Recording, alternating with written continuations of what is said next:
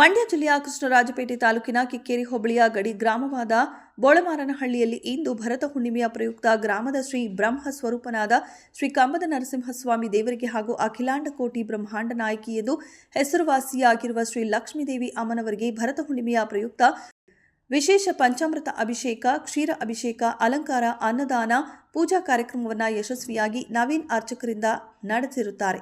ಈ ಪೂಜಾ ಕಾರ್ಯಕ್ರಮದ ಸೇವಾದಾರರು ಗೋಪಾಲಣ್ಣ, KEB contractor ಒಟ್ಟು ಕುಟುಂಬದವರಿಂದ ಯಶಸ್ವಿಯಾಗಿ ಪೂಜಾ ಕಾರ್ಯಕ್ರಮವನ್ನು ನಡೆಸುತ್ತಾರೆ. ಕಾರ್ಯಕ್ರಮದ ಕೇಂದ್ರ ಬಿಂದುಗಳು ಗ್ರಾಮದ ಪ್ರಮುಖ ಯಜಮಾನರುಗಳಾದ ಗೌಡರ ಹುಲಿ ಯಜಮಾನ್ ಶೇಖರಣ್ಣ, ಬಿಎಸ್ ಪುಟ್ಟೇಗೌಡ, ಶ್ರೀನಿವಾಸ್, ಬಿಎಸ್ ಶಂಕರ್ ಲಿಂಗೇಗೌಡ ಮುಂತಾದವರು ಭಾಗಿಯಾಗಿದ್ದಾರೆ. ಕ್ಷಣ ಕ್ಷಣದ ಸುದ್ದಿಗಾಗಿ ವೀಕ್ಷಿಸಿ ರಾಷ್ಟ್ರಧ್ವನಿ ನ್ಯೂಸ್ ಕನ್ನಡ. ರಿಪೋರ್ಟರ್ ಎಂಎಲ್ಎಲ್ ಗೌಡ, ಬಿಎಂಹಳ್ಳಿ.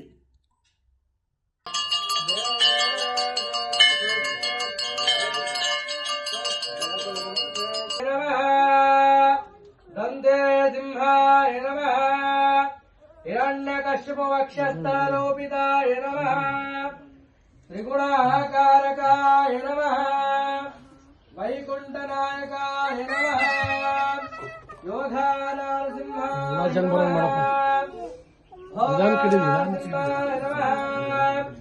ಉಗ್ರನ ರವಿನಂದಸ್ಯ ರುಕ್ಮಿಣೀನವ್ಯಃ ರಂಜೂನಂದಸ್ಯ